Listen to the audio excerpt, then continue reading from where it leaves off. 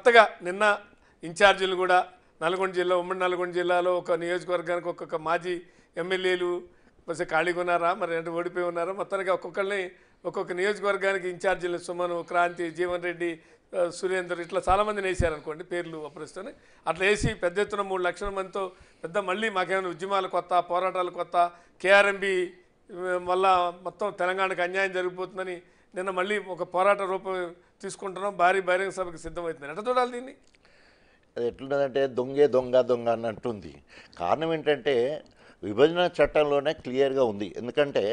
అప్పటి వరకు ఒకే రాష్ట్రంగా ఉన్నప్పుడు ఒకే ముఖ్యమంత్రి ఉన్నప్పుడు మరి ఆ మేనేజ్మెంట్ చాలా ఈజీగా ఉండేది ఎప్పుడు ఎటు సైడ్ నీళ్ళు వదలాలి ఏ కెనాల్కి వాటర్ ఇవ్వాలి ఎంత అవసరము అని తీసుకునేది ఉండే ఎప్పుడైతే 2 రాష్ట్రాలు ఏర్పడ్డ తర్వాత విభజన చట్టంలో కొన్ని రాసుకున్నారు సో దాంట్లో క్యాచ్మెంట్ ఏరియా ఎంత వస్తుందో ఆల్మోస్ట్ అంత పారకం ఉండాలి అనే ఆలోచన ఒకటైతే రెండోది ఇది ఒక రాష్ట్రానికి అప్పచెప్పేది ఉంటే వాళ్ళు స్వార్థపరంగా వాళ్ళే తీసుకుపోతారు అనే ఉద్దేశంతో సెంట్రల్ గవర్నమెంట్ ఆ విభజన చట్టంలో పెట్టింది పిల్లి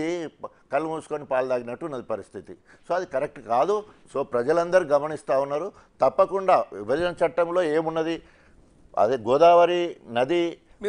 అట్లాగే బోర్డు ఉన్నది మేనేజ్మెంట్ బోర్డు అట్లా కృష్ణ మీద కూడా మేనేజ్మెంట్ బోర్డు ఉన్నది సో ఈ బోర్డులు ఏం చేయాలి మరి డబ్బులు కూడా ఇవ్వాలి ఎందుకంటే వస్తుంది కదా అంత బేర్ చేసుకోవాలి 2 రాష్ట్రాలు బేర్ చేసుకోవాల్సిన అవసరం ఉంటుంది దాంట్లో ఒప్పుకొనే డబ్బులు కట్టడం కూడా జరిగింది అది బడ్జెట్ అలొకేషన్ కూడా అయింది ఇప్పుడు మళ్ళీ కొత్తగా మేము మరి ఆయనే మళ్ళీ ముందుబడి పోరాటం అంటే ఏం చేయాలి రైట్ అంటే ఇంకొకటి అసలు ఈ ప్రభుత్వం వచ్చింది 3 నెలలు అవుతోంది కానీ మీ దగ్గర గెలిచినటువంటి